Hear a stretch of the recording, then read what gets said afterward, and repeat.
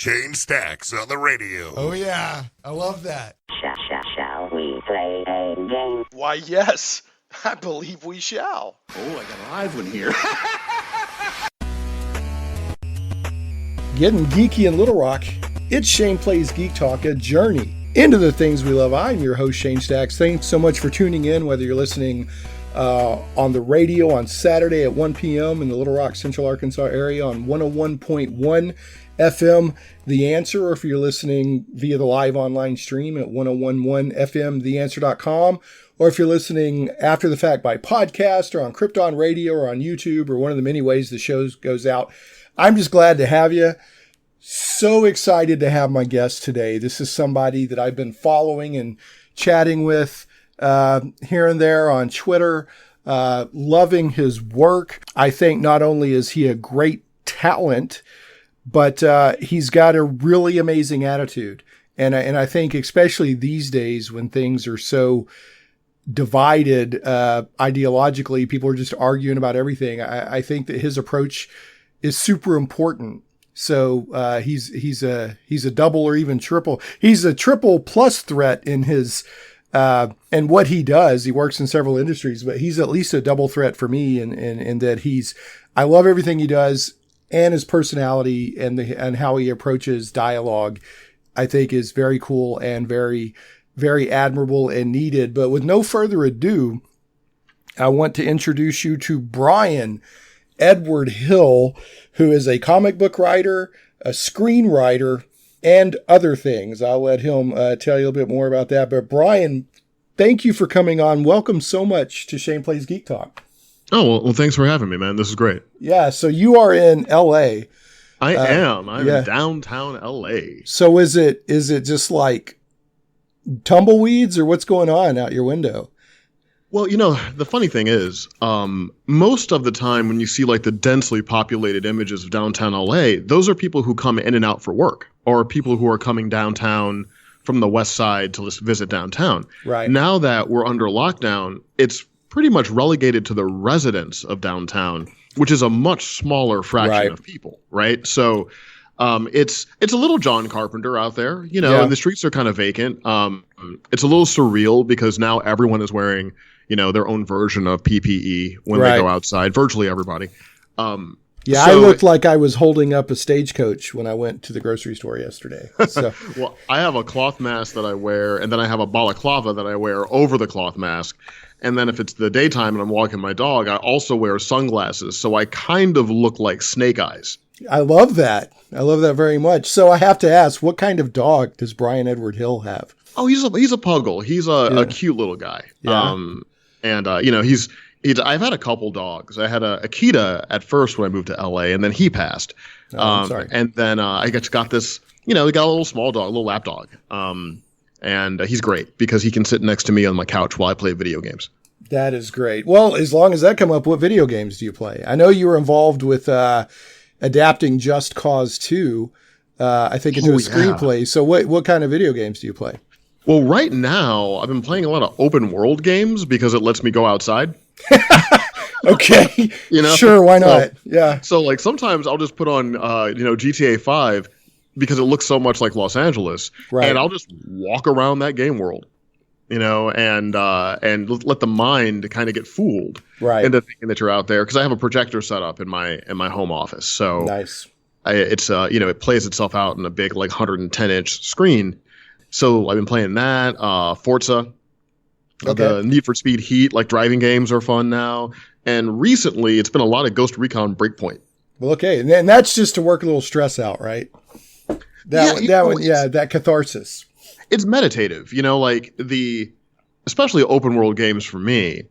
I really just kind of live in the game world, let the mind wander, do some things. Like the pace of Ghost Recon Breakpoint, since it's a stealth-based game, is a little slower. And you can just kind of relax a little bit while you're shooting bad guys. I was playing Division 2 for a while, but frankly, the world of the Division 2 is too close to our world, and it was starting to bum me out. Yeah. There's been a couple people lately, they were watching old episodes of something, and they're like, this is a little uncomfortably close to home. So yeah, I mean, the whole the world of The Division takes place after a pandemic has essentially shattered society. Mm-hmm. And there was one level that I had to play where I had to go into, I think it was like a gymnasium or something that had been turned into a makeshift morgue.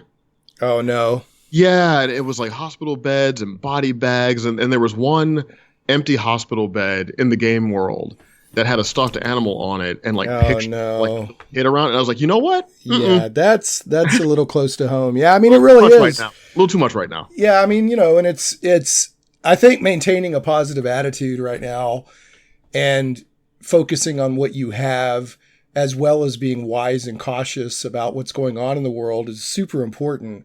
But there are really huge challenges and horrible things happening right now too. So I'm trying to maintain a positive attitude, and I am maintaining a positive attitude. I'm focusing on what I have. I do believe we'll come through this on the other end, but yeah, that would be a very grim moment right now in a game without a doubt. So yeah, I mean, it's a credit to Ubisoft and the way they've realized that game world that it feels very accurate, but it was just a little dank. So I moved on from that and started off Breakpoint, because Breakpoint just released a new mode that lets you play really tactically. And I enjoy that. It's usually when I'm playing a game, my mind is going somewhere else. Sure. Like I'm thinking about stories or, just kind of like letting all my thoughts kind of wander. And I just spend a lot of time in these game worlds just to explore them and be able to leave without going anywhere. Right.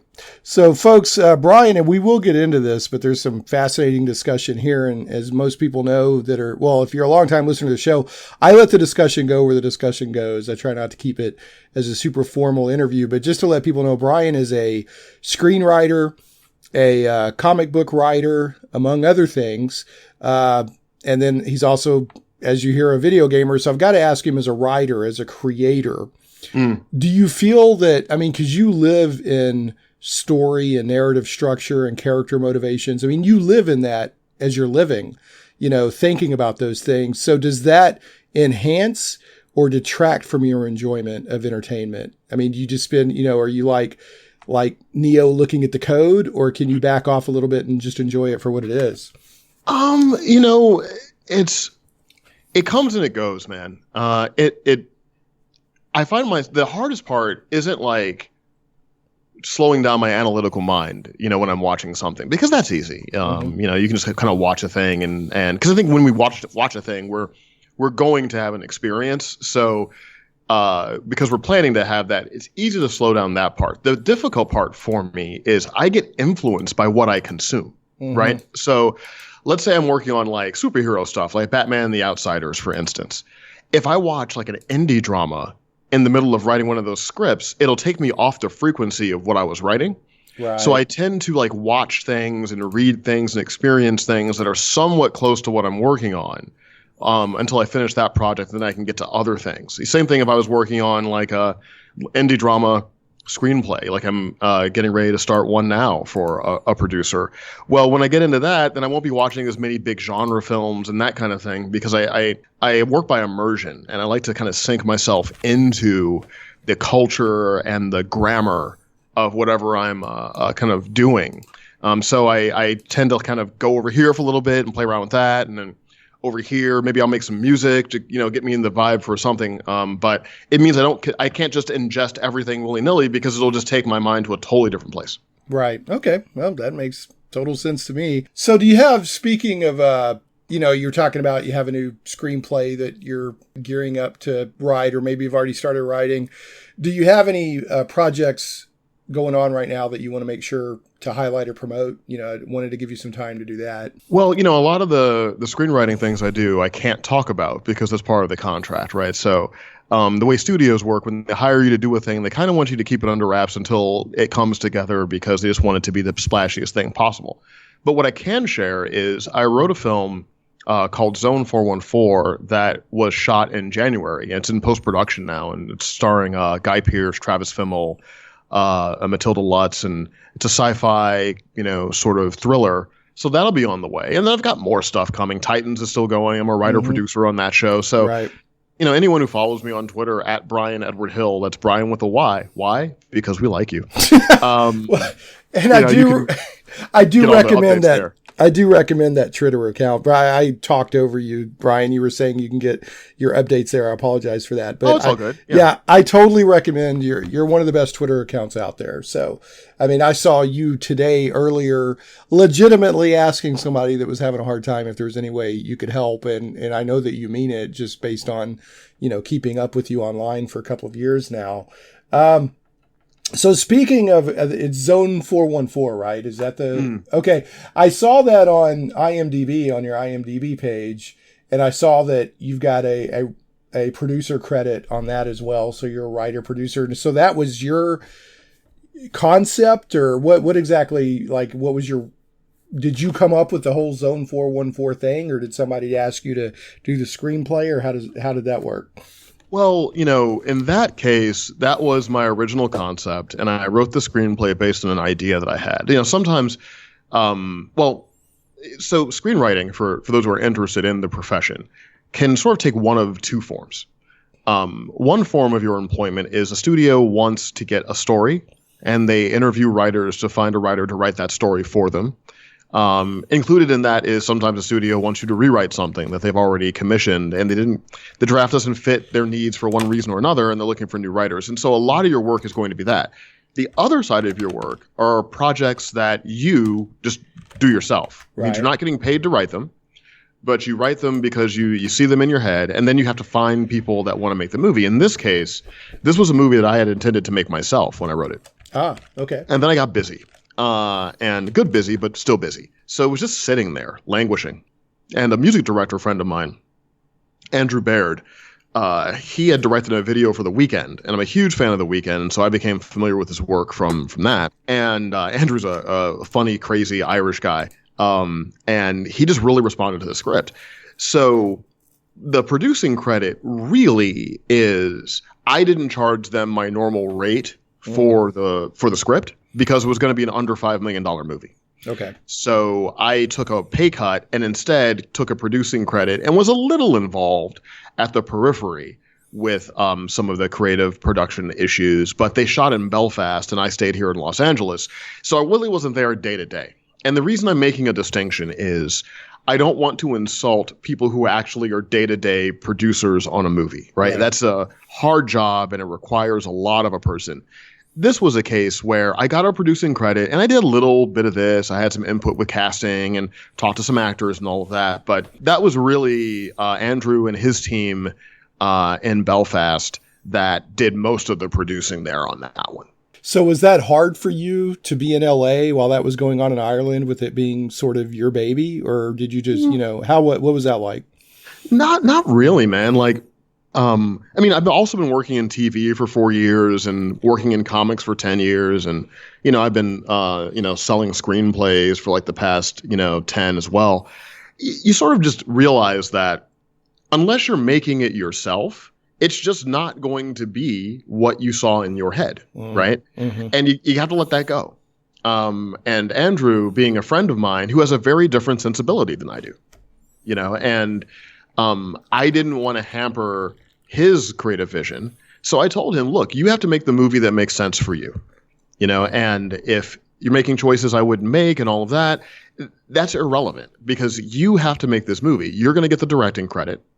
You're going to be tip of the spear on that. So you make the movie that you want to make. And so I made some changes to the script for him and try to be as accommodating as I can through the process. And yeah, sometimes you'll see something and you're like, I wouldn't do that way. I wouldn't do that way. And then sometimes you'll see something and be like, that's an interesting way to approach that. I hadn't thought of that, right? Right. So I kind of let go of the ego and enjoy the experience. I mean, it's so surreal to see people performing something that you wrote, in your first apartment in LA like 5 years ago, right? It's kind of crazy because they're kind of breathing life into these people that you wrote down on paper.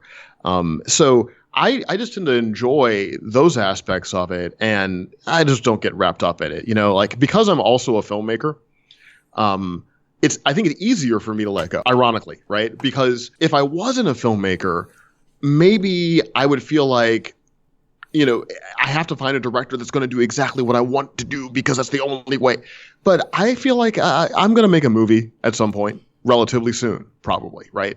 And when I'm in that chair, I'll make the choices and it'll be what I want it to be. So it's easier for me to let go of things because I know I have a place where I can get my own voice out to the people.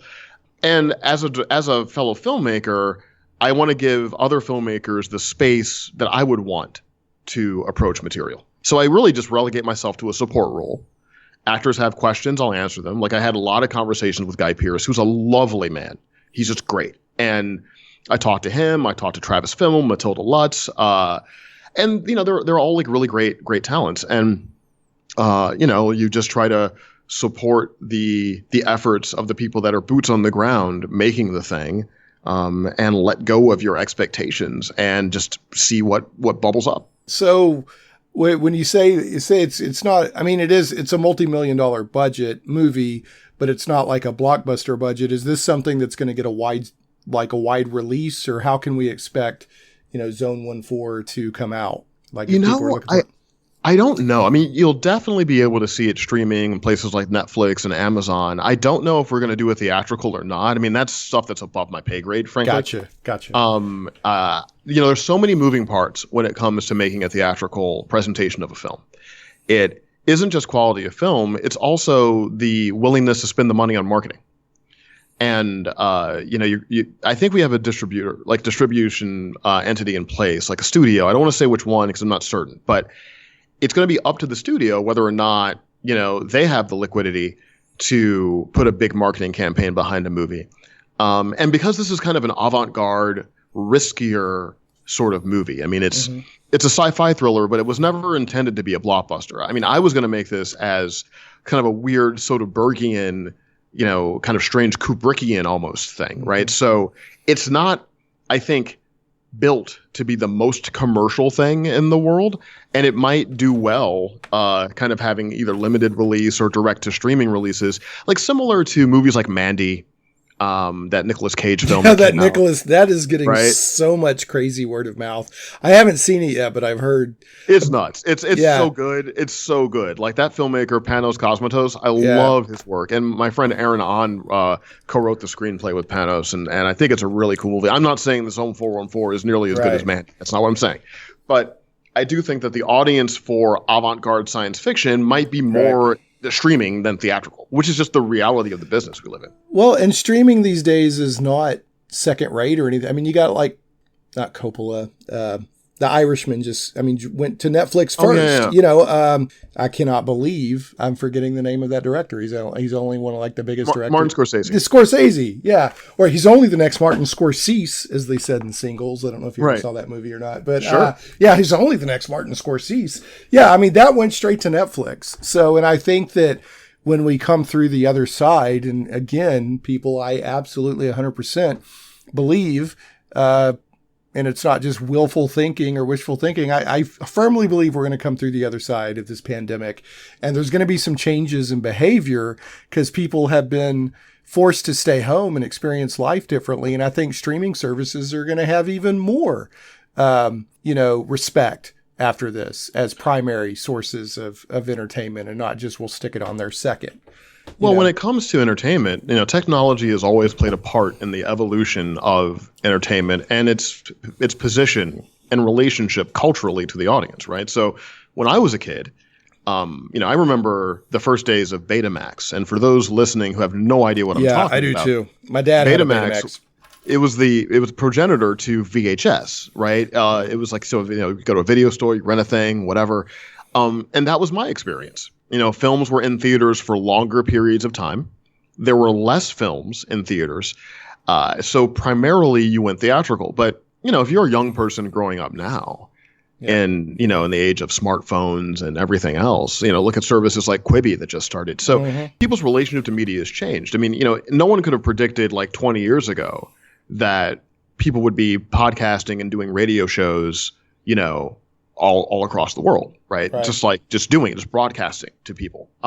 Look at comics with, digital comics and the advent of that. I think as slate devices become cheaper and more people have access to those devices, you're going to see a proliferation of people, who would rather just have their content that way. I tell you what, the convenience of having 1,000 books on my iPad without having a shelf in my home is nice, So I think for artists of really any medium, and I would consider you an artist. I mean, what we're all doing is creative.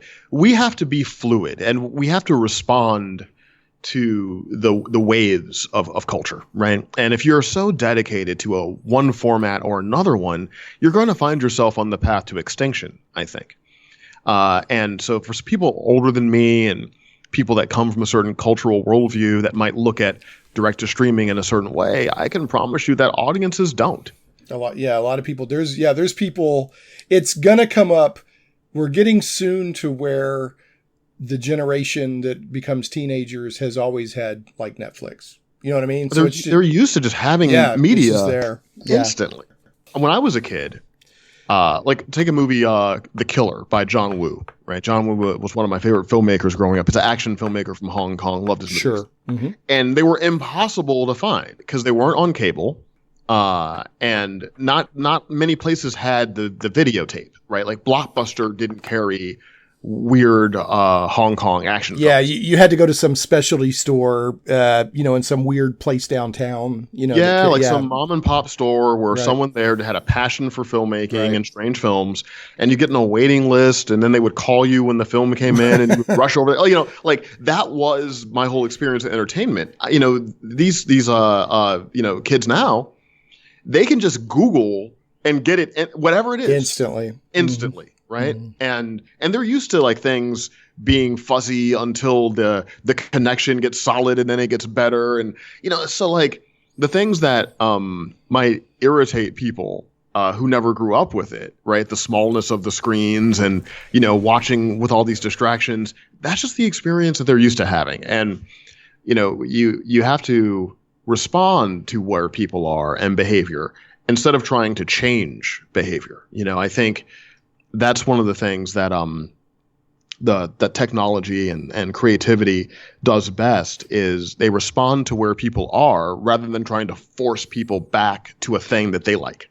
It's kind of a combination of meeting people where they currently are and discerning where they want to be, and they may not even realize it yet. That's one of the things that Steve Jobs was very good at. Oh, absolutely. I was just going to bring up Steve Jobs. He was very good at seeing okay, I see what experience people are looking for, so I can make a product that seems strange now, but will fit really well into how people want to experience their technology. And it takes a kind of a touch of genius, more than a touch really, to be able to see that and know I think this is where we're going. Mm-hmm. And I'm going to make this. I think instead of coming up with a better way to distribute CDs, maybe we just get rid of them. Yeah, let's get rid of CDs and get them straight. Yeah, I mean, I remember when when Apple, I'm sure he drove the decision, said we're not going to have any disk drives in our laptops anymore. Right. Or, and we all got used to it. Yeah. People were like, what? You can what? And then, next, and then they, this is getting more technical than most people probably care about, but he said no more Flash. Safari's not going to support Flash, and, iPhones aren't going to support Flash. And people really freaked out because at the time, a lot of websites were being run on Flash. But he's like, nope, it takes forever to load. It's a security concern. And then it drove all this other HTML5 and CSS that now is delivering even a richer experience. But anyway, boy, we're on a tangent. So yeah, sorry. No, I love it. It's like the tech hour. Yeah. I'm going to reel us back just a little bit only because there's so much stuff I want to cover with you. We're coming up on a break here in a little bit. And after the break, we'll focus more on your comic book work, which is, one of the main reasons I wanted to reach out to you. But I did want to give you a chance to express your love for Miami Vice. What is it about Miami Vice you love so much, and when did you first get into Miami Vice? Because you love you some Miami Vice. I do. I really do. Well, Miami Vice to me is the best combination of fashion culture, the American Western ethic, it's sexy, it's thrilling. And when I was a kid growing up in Missouri, like I would watch the reruns and it just seemed like a window into the coolest thing ever that I would never get to experience. And then as I grew older, I just started to relate to the nature of the characters there. And I think, to me, it just speaks to the difficulty in trying to do the right thing, and Crockett and Tubbs are just two guys that are trying to, get the bad guys and make a world a better place, but they suffer a lot of defeats and Pyrrhic victories there, and they wrestle through those things. I think when you combine that with my love of that lonely 80s pop culture aesthetic, then it just all comes together. And I tell you what, if anyone doesn't understand, where that love of Miami Vice comes from, and you don't even have to go to Miami to do it, you can be in LA, just find a Sunset Drive and put on some Phil Collins and you'll be right in the pocket. Yeah, that classic, when you've got the car going down the highway and, it's Phil Collins is playing, it really captures that. And, speaking of how important the music and the imagery is, I was watching, I think it was on Netflix, and it was a series on the 90s. And one of the episodes, no, in the 80s, on the 80s, and one of the episodes was the TV of the 80s. And, the people that, I'm sure this isn't any surprise to you, but for the listeners, the reason that Miami Vice just had splashed onto the scene and grabbed people's attention is because the creators were like, MTV's the big thing right now. I want to make a good show that has the sensibility of MTV. The energetic parts of MTV, the color, the dynamism. And so that's what they did, with other elements in there too. So it was very purposefully in your face, not in your face in a rude way, but in your face in this is very cool. Look what we're doing way. Well, I think about that about other things as well. I'm always interested in how we can incorporate music culture into film and television, right? There's kind of an avant-garde quality and style to music, whether it's, rock, indie rock, electronica, hip hop, R&B, trap, whatever you want to, there's a grammar to it, and millions of people are experiencing this, but that energy doesn't oftentimes show up in our other media. So I'm always trying to figure out a way to work that in and sort of do the same thing. And Michael Mann, one of the creators of Miami Vice, was Michael Mann and Anthony Yurkovich. That's one of Mann's greatest qualities, is his ability to kind of harness other aspects of popular culture, fashion, music, modern art, whatever, and then build narrative that takes some of that energy and puts that in there and dramatizes worlds with that energy kind of replete in how they're being presented. And I think it's really, really cool. It was. I mean, and so that leads me to my next thing. And Miami Vice, I think, is a good thing to talk about for people who are creators or want to be creators, because there's a lot you can deconstruct and look at there. So how do you feel that the movie, was it 2005, 2000, whenever that came out, how well do you feel that did at bringing, what Miami Vice is, in outside of its, zeitgeist and into a new zeitgeist? How well do you think they did? Well, it's really interesting, man. Whenever creators return to something that they did years ago, it's very difficult for them to recreate what they did because they're in a very different place. I love the movie because it's very different. To me, I read the movie as a storyteller who is not disinterested in that same experience, but it's a story that's really about futility in a way. It's a story about, kind of the hamster wheel of good and bad, crime and cop. And it doesn't really invest itself into the action thriller aspects as much as the character study aspects. And that I really appreciated. To me, it felt like a filmmaker who had some wisdom revisiting a world that he had created before. Mm-hmm. And it got out of the sort of simple paladin ethics of the television show and got into more complicated territory. Crockett has that that little monologue he gives on the beach where, and he's like, like the time runs out, the odds catch up, probability is like gravity, and you cannot escape from gravity. The odds will eventually catch up. Yeah, when he's and so like to me, I mean, always reading things. Going back to your first question, I do think about what is a filmmaker trying to tell me. What is a writer telling me, right? And if you look at like Heat, Collateral, Miami Vice, I think these are movies that have the moments of thrills and action in them, but they're also philosophical, and they're a lot about the emptiness left over after a violent resolution. What and all of Michael Mann's work is essentially about the same thing. It's usually about a character or characters that have to decide if they're going to uphold their own ethics in a world that doesn't agree with those ethics, at the risk of being destroyed by it, or are they going to disavow their own ethics in order to get along with the world? And usually the man protagonist sticks to their guns, literally and symbolically, and deals with the repercussions of that. And maybe because I still have a little bit of inner cowboy outlaw in me, I respond to that pretty well. Right. Yeah. I'm gonna meet the world on my own terms. No matter the outcome. Well, I'll tell you, I watched the Miami Vice movie within the past month or two, and mainly because you post about it on occasion. It had kind of dropped off my radar, and then I saw it pop up, and I was like, oh, I'll check it out. Great movie, much better than the average action movie. It's not just your average buddy cop movie that follows a formula. Right. Although I love those too. I do love me some bad boys. So, those are fun, but for Miami Vice, I would have been disappointed if they turned that into, just another buddy cop movie with a couple of yucks in it. So, because Miami Vice, has always had its own thing. I'll tell you, there were two things about the movie that really struck me that I liked a lot. One, I absolutely love the part where they just jump in the speedboat and go to Cuba to have dinner. I love I mean, that. That's such a flex move. Yeah. Right? Yeah. Listen, if I had, 4 hours with Gong Li, I would do the best I could. Yeah. He's like, so they go to Cuba. They just go straight to Cuba.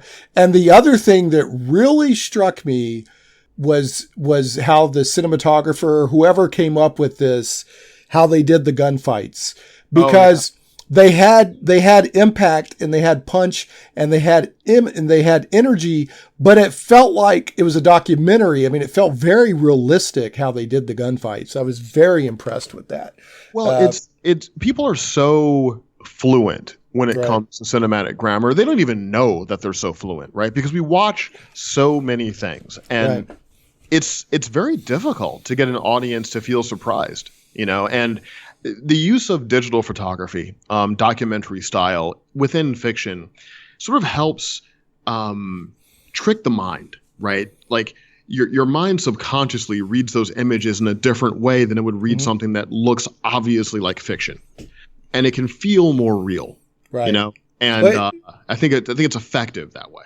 It definitely did feel more real. I was like, anybody could die at any moment in this gunfight. It felt gritty. Yeah. It felt like, it was a different style, but it's like the beginning of Saving Private Ryan, where it felt like you were right there. Like anybody could die at any moment, Now, like I said, it was a different technique that they used in Miami Vice, but I was very impressed with it. I got one more thing I want to talk about with you before we get to break, and then when we get back, we'll talk about your comics work, which is how I came to know you, was through your comics. I wanted to just publicly applaud you. And not in a fanboy, I'm trying to blow smoke, but I'm in a genuine human to human way for your approach to dialogue online. It's important and it's needed.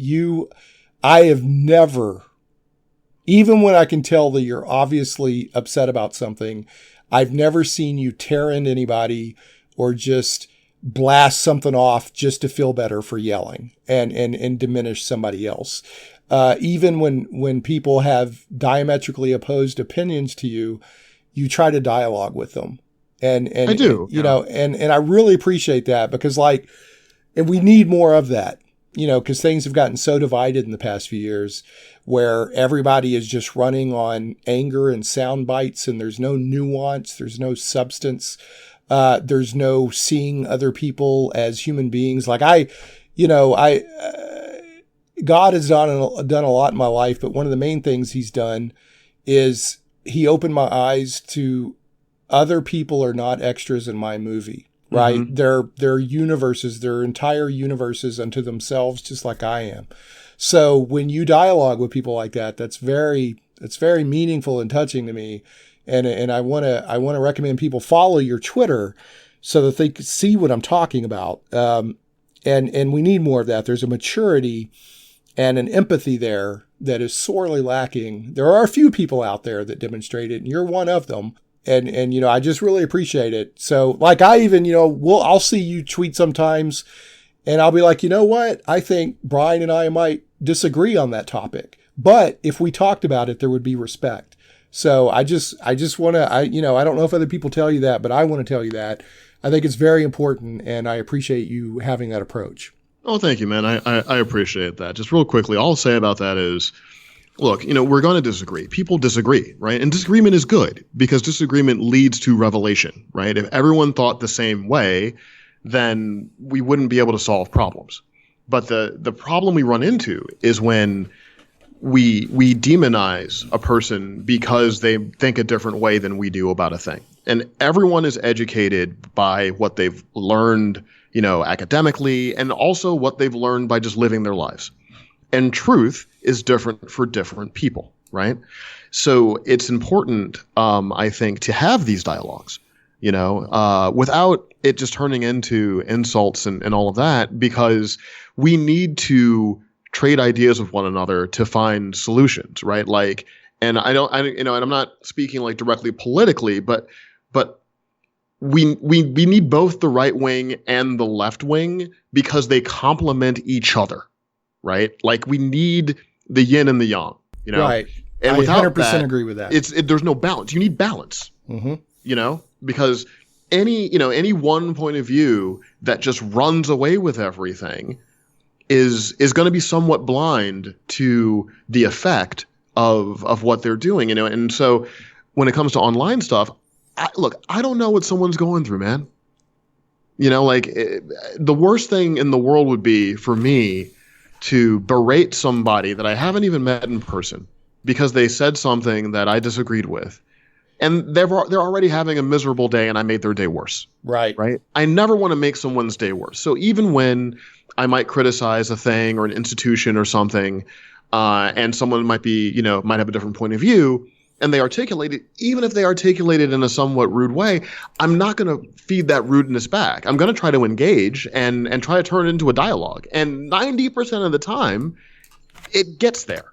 Mm-hmm. Sometimes people just want to be like cantankerous and, they just go away.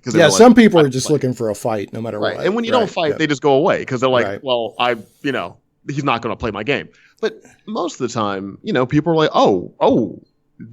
he's having a blue check mark is actually talking to me in like a normal way.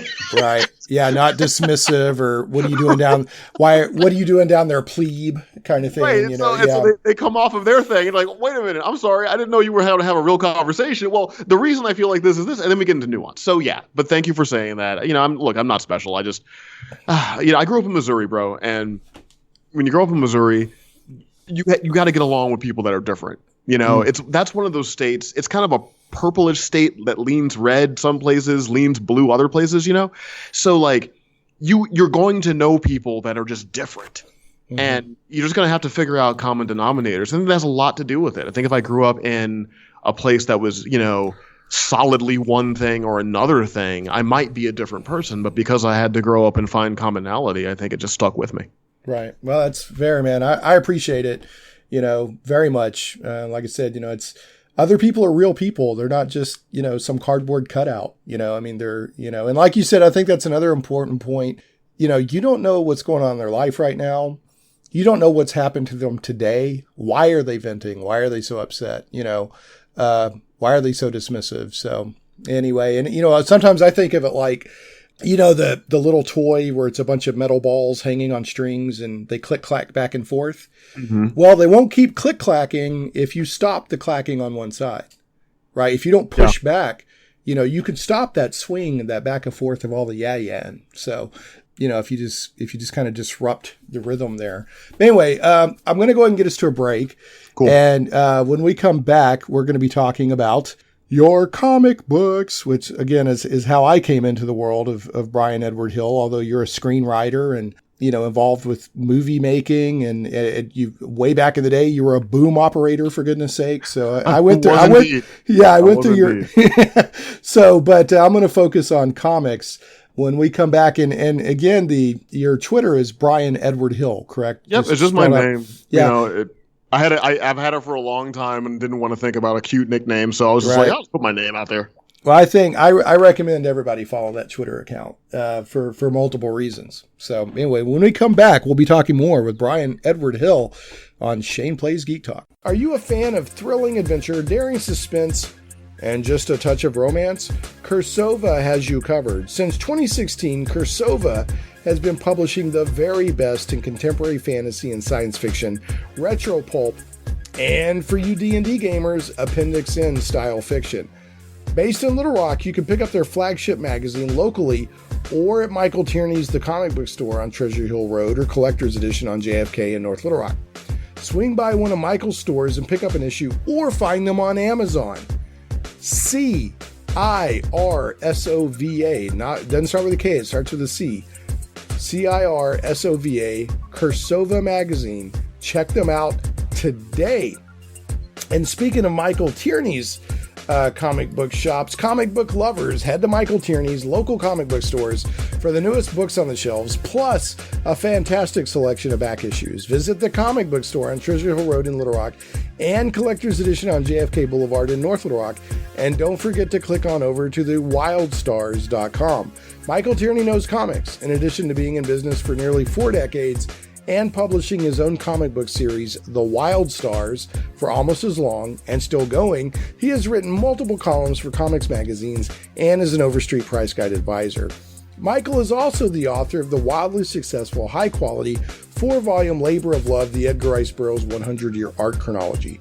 Remember, for all of your comic book needs or friendly service, make sure to visit the Comic Book Store and Treasure Hill Road in Little Rock, Collector's Edition on JFK Boulevard in North Little Rock, and thewildstars.com to learn more. Tell them Shane Plays sent you. And last, but never, ever least, I want to go ahead and throw out some love to Game Goblins. Some goblins are your friends. Game Goblins is Central Arkansas's premier retailer of Magic the Gathering, Warhammer 40k, board games, card games, RPGs, miniatures, and hobby accessories. Call Game Goblins at 501-224-GAME or visit them online at gamegoblins.com. That's 501-224-GAME or gamegoblins.com. Conveniently located 1121 South Bowman, right on the corner of Bowman and Canis in West Little Rock, and staffed by friendly employees, Game Goblins has expanded their store size, and there is plenty of room for exciting inventory and tables for play space. You'll like that space because Game Goblins has gaming events every day of the week. For all of your gaming needs, I heartily recommend Game Goblins. Make sure to check out their customer loyalty program that rewards you based on your actual purchases. Game Goblins earns your business and keeps it. First-time customers, mention Shane Plays and receive $10 off your purchase of $50 or more. Tell them Shane Plays sent you. And folks, if you do visit any of my sponsors, please tell them that you hear about them on the show. That helps them know that their advertising money and the relationship we've built is time and money well spent. Shane Plays Radio is blessed to have sponsors, and we appreciate them very much. However, did you know that you can also support the show as an individual for as little as $1 an episode? Simply go to patreon.com/Shane Plays. All right, and we're back on Shane Plays Geek Talk, a journey into the things we love. I'm your host, Shane Stacks. I'm joined by multi-talented writer, creator, movie creator Bryan Edward Hill, who is I've just been following for a couple of years, and I'm just so excited to have the opportunity to talk to, and I'm glad to have the opportunity to introduce him to my listeners. I can't recommend Bryan enough. not only for the quality of his writing and creating, but also he's just, as we were talking about before the break, his approach to dialoguing and engaging with people, I think is very admirable. But be that as it may, we've only got a few minutes left here. He's about to have to go. He shared something offline that's just so cool. He's living a cool life, in my opinion. So he's only got a few minutes left. So I want to get into his comic books now. Bryan, I think the way I came into reading you was the Wildstorm spinoff. What was that? Michael Cray. Michael Cray. Yep. Where you had a wonderful run in the Wildstorm universe with alternate takes on major DC characters. That was a heck of a lot of fun. And that just kind of grabbed me. And then I started reading, your run in Detective Comics, where you kind of set up Batman and the Outsiders. I'm reading Fallen Angels. Killmonger was amazing. You did that 5-issue series on Killmonger for Marvel. You've got, you're doing Angel, you're doing, Batman and the Outsiders. You've got some great, let me put it this way. You did American Carnage, which was that, if any comic book was pre-written to be a Netflix TV show, that one is. So I definitely hope that gets picked up. That was a really, really cool series. I put it this way. You're one of the few writers or artists or whatever, or creators in the comic book industry. If your name's on it, I pick it up sight unseen. Oh, I appreciate that. I mean, Thank you so much. I pick up Cyberforce. I mean, if your name's on it, I pick it up. So, and not everybody, makes that list. So, was there any comics you're currently working on right now that I didn't mention? No, I think you got everything. I have another original project that's coming soon. I can't really announce it yet. We're one issue in, but that'll be on the way. And I work in comics a little sporadically. Like I've been doing Batman and the Outsiders for a bit, but I think my more natural home is in the miniseries space, mainly because my schedule is bananas. And I'm grateful to have all the work that I have and to have a career that's evolving the way it is, but it just puts my schedule at a premium. And I never want to feel like someone is wasting their money. Like my main concern when I'm writing anything is this book better than a sandwich? Because it costs a sandwich. The sandwich meter, the sandwich scale meter, man. Of comic book quality. Okay, I'm down. That joint is going to cost a sandwich, right? Yeah. And when you write comics, you get a bunch of free comics. Like the company sends you, boxes of books and all that. It's very easy to forget how much it costs to buy a comic book because you stop buying comic books, right? Like, creators are sending you PDFs of their material and all of that. Well, I'm really cognizant of the fact that people are spending money and time on my work. And I never want an issue to not be worth the cover price, and even when I do something that's like somewhat controversial, like Fallen Angels, for instance, which struck people the wrong way, even when it struck people the wrong way, they didn't think it was dumb. They just didn't like the way I did it, right? Like, so you can never keep, you're always going to get criticism, but I never want the criticism to be, well, he didn't think about this, like, this isn't thoughtful. It's fine if, you read my work and you're like, I just don't, I don't like this approach. And that's totally cool. That's going to happen. I'm not always going to be creating in a way that's going to speak to everybody. But I think for the most part, people know that my work is always thoughtful and it's always got a lot of intention behind it. And they can see the effort that I'm putting in to the storytelling. So even when it doesn't strike them in the best way, they're like, well, he's still a good writer. Like, he's still trying to do a thing. I just didn't dig this one, but I like this other thing he did, right? So, and then, like, American Carnage is a great example. I thought that book was going to create a ton of problems for me that I was just expecting to get. But you know what? I got very little. And what really pleasantly surprised me was for a book that could easily be turned into a political football, it didn't really. People from both sides of the aisle, always like kind of read it and responded positively to it and dialogued with me about it. And I was really glad to go through that experience. Well, and my take on that, I mean, other people can speak for themselves. You told a racially, ideologically, politically charged story, but it was nuanced and everybody was represented. And even the people who were scumbags weren't one dimensional. So well, that's really important right. to me, Shane. Like, yeah. you know, when I first talked to DC Comics about that book, I told them, I don't want this to be a soapbox. I don't want anyone to read this book knowing what I think. I want them to read the book and get a story. And right. I'm a storyteller. I'm not a politician, you know. I'm not a lecturer. I'm a storyteller. So I tell stories. And I trust the minds of readers to make up their own mind about how they feel. I don't need to tell you how to think. That's not my job. My job is to tell a story. You can figure out how you think about it, right? And so I try to always respect the audience, you know. And I don't read things that pontificate, even if they pontificate points of view I agree with. Right. No, you know? I get, yeah, right. Because you're there to be entertained. It's just not enjoyable for me, like, because I do believe that stories can change minds, but I think you run into a very dangerous place when your intention is to change a mind, right? Well, right. And that's a lot of my issue with a lot of current entertainment, not even comic books, just entertainment in general. It's not that points that creators are trying to make aren't important. It's that I'm spending time or money or whatever on your creation to be entertained. I'm not here to be lectured to, right? So I think a lot of people, when people say, hey, I don't want to read this or I don't want to watch this because it's so obviously a sermon on something. It's not that I'm saying that your sermon's not important.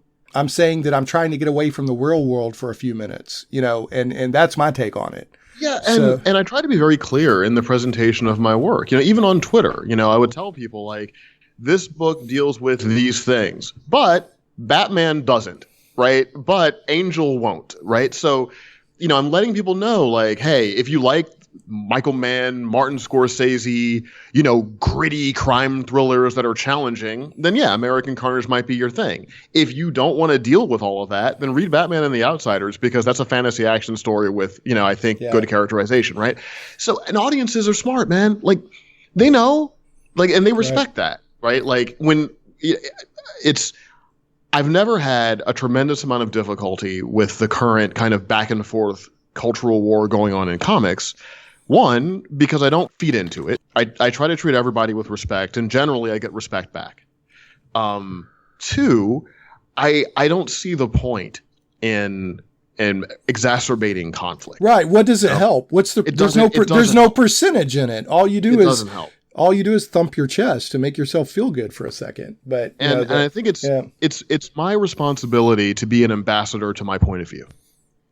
And if I was berating people or, you know, lecturing people or demonizing specific people in my work, I am a poor ambassador to my point of view. Well, right. And it's not even just that. You don't dismiss people. There's a lot of people out there that don't engage and argue. They just dismiss them.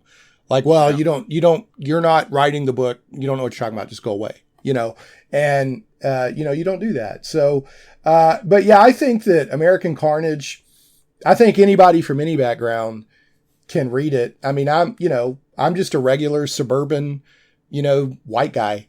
And I found a lot in there that not only was engaging and entertaining, but there was some food for thought in there too. Well, you know, it's an adult audience's book. It's a mature reader's book for sure. And, you know, sometimes being a writer is like being a bartender, right? Like, you know, you want a Coca-Cola, then I'll pour it over ice and it'll taste good. If you want a whiskey, you know, I got a whiskey for you too, right? Like, it's sometimes you want a stiff drink of a book.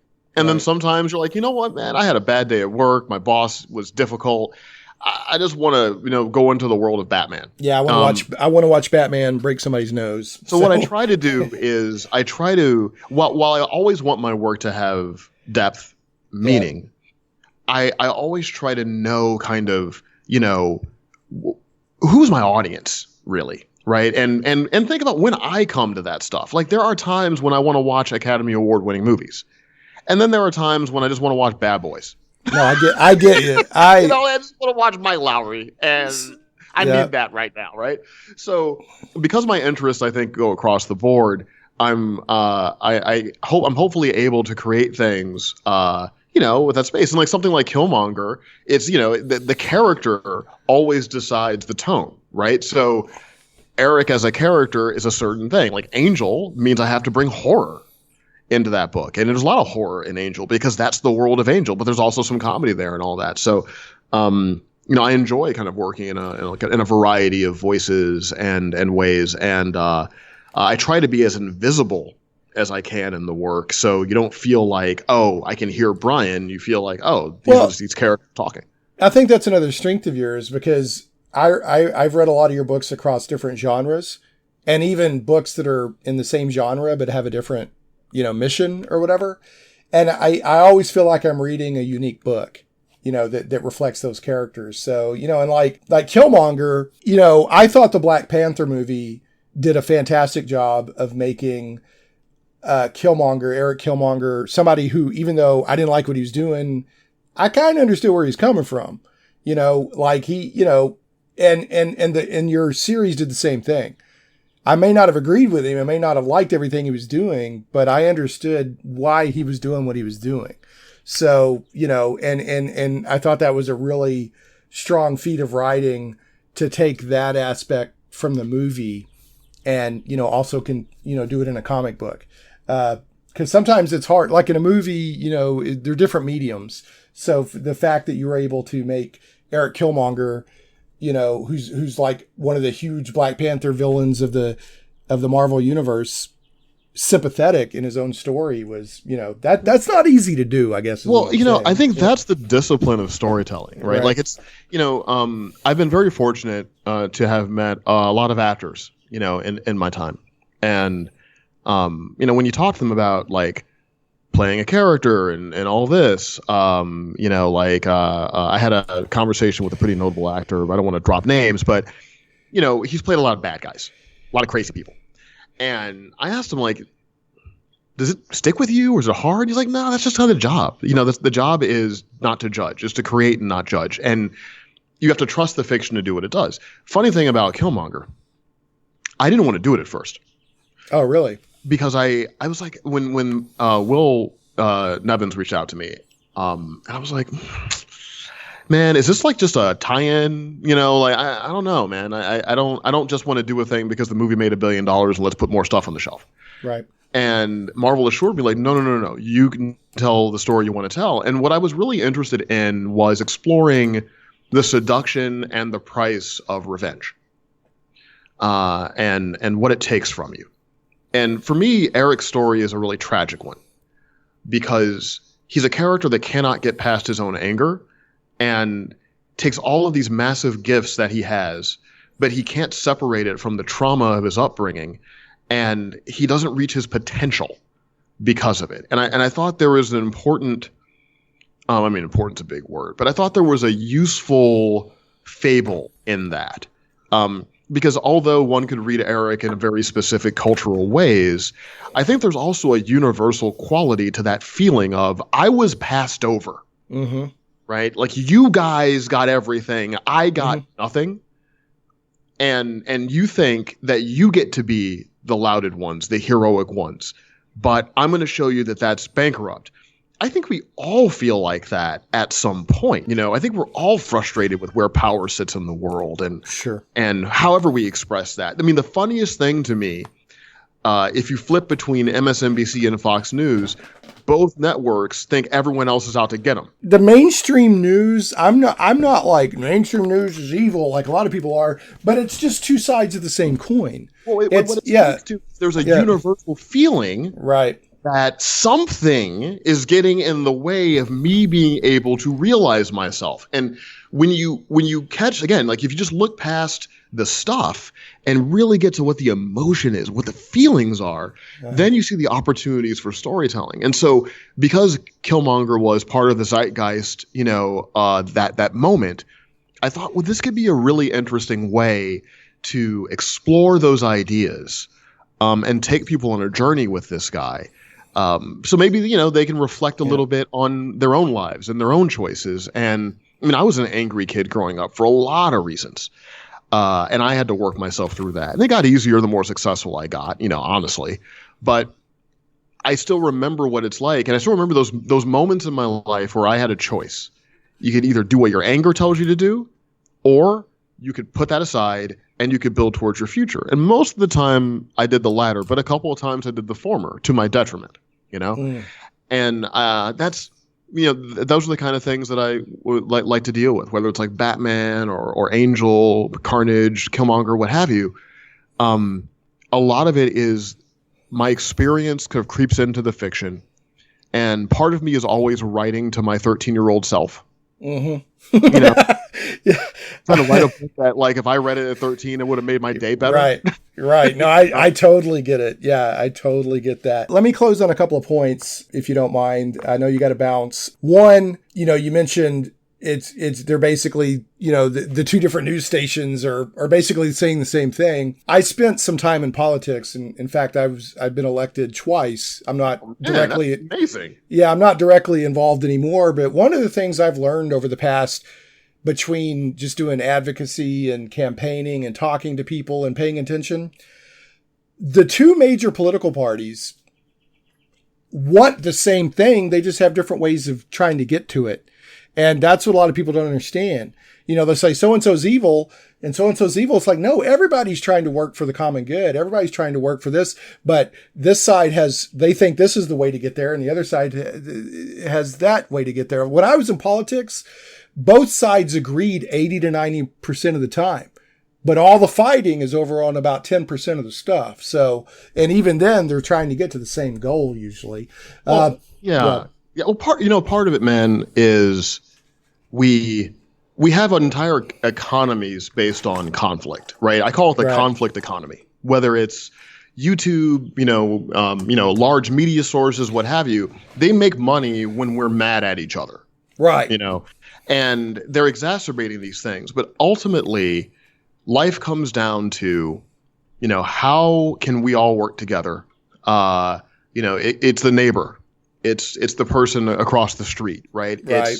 It's if someone needs a hand and I can give them that hand and I don't because they're wearing a red hat, then I'm a jerk. Yeah, there's something there's something wrong there because like that's that, like we can't be like that. And I don't care like what side of the aisle you're on. Sure, I'm left of center, but that doesn't mean that I excuse, behavior on the left. I don't. Like we have to find a way to work together because like you said, we agree on a good measure of things. Mm-hmm. And a lot of times we're arguing about isn't result, we're arguing about method.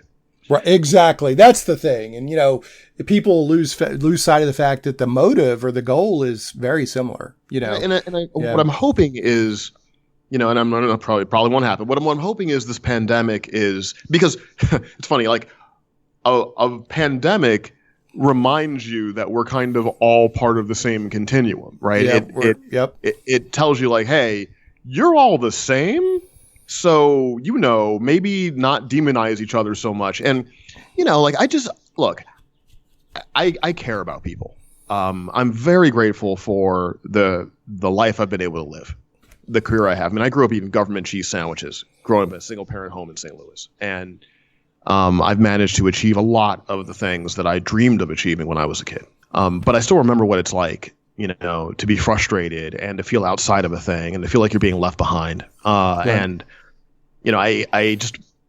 I hope that we remember that, people are people. And if you really want to, I don't even want to say change someone's mind, but if you want to get someone to consider a different way of thinking, then it's much better to do that with empathy and compassion. Like that. I mean, I talked to people in the white supremacist movement when I was writing American Carnage. And the funny thing about it is, at first, all the armor was up because they didn't know. Are they being set up? Am I some Vice magazine guy that's going to make them look bad? Well, make them look accurate, I guess. But like something happens when two human beings are sitting across from each other, making eye contact, having a conversation. It is very hard to keep irrational hatred. Right? Like it reminds you of the soul. And when we would have these conversations, and at first it would be, like all the bullet points and other stuff you would imagine. But then it got on to, well, my brother went to Iraq and he came back screwed up and he couldn't find a leg up. Or, 4 plants closed in my town and no one can find a job. Or, I'm feeling like it came back to trauma.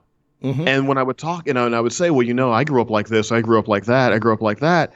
And then before you know it, I'm not saying I converted people. They're still in the movement. That wasn't my job. I wasn't trying to change people. But what happened was, we both left those conversations knowing that we talked to another human being. That's the thing, right? Yeah, other people are not extras in our movie. Like we talked about earlier. They're for sure, man. They're fully realized 3-dimensional people, just like you are. And that's social media. Like, it's so easy for us to look at somebody's avatar and their @ handle and not remember that is a soul. Right. You're talking to someone with a soul. And even if they're being rude in the moment, that's no excuse to try to denigrate them even further. And look, I can get irritated like anybody else. I'm sure if you comb through the many, many years of me being on social media, I've probably, fell victim to hyperbole, time and again. But I try, man. And that's all I ask of other people is, try. We won't always look. None of us are Obi-Wan Kenobi, right? Right. Right. But we can try. If we just try, right? Then, just try. Then I think we'll be in a better place, man. All right. Well, that's a great place to end on. I know you have to get going. The last thing I got to do, Bryan, is that we do the bad joke of the week on Shane Plays Geek Talk. So I have to inflict this on you, and okay. I hope it doesn't disrupt your creativity for the rest of the day. Why do bees have sticky hair? I have to put on my Batman voice. Try to solve this riddle. Why do bees have sticky hair? Okay, I know the answer has something to do with honeycomb. That's right. They use honeycombs. Right. Batman wins again. Holy honeycomb, Batman! The Riddler's like, drat you, Batman. So you dastardly master of devious delegation. All right, man. I'd love to keep talking, but I know you got to go. I got to remind on my bad Adam West impression. All right, man. Thank you so much. All right, brother. We'll talk soon, man. You have a good day and you stay safe out there. You too, man. That dude you showed up with tonight works undercover for the DEA, pal. His name... But this is Miami, pal. Listen, pal. I am strictly business, pal. And for my eyes only, pal. Hey, hold on, pal. Mellow out, pal. You want to shut us down, pal. You win the honeymoon to Mexico on some game show, pal? 2-minute warning, pal. Yeah, well, he's my lowlife, pal. And we... My pal. Oh, chicken. Thanks, pal. You got it. Thanks, pal. Right smack in the middle of the Bermuda Triangle, pal. Shane Plays Radio is blessed to have sponsors, and we appreciate them very much. However, did you know that you can also support the show as an individual for as little as $1 an episode? Simply go to patreon.com/ShanePlays.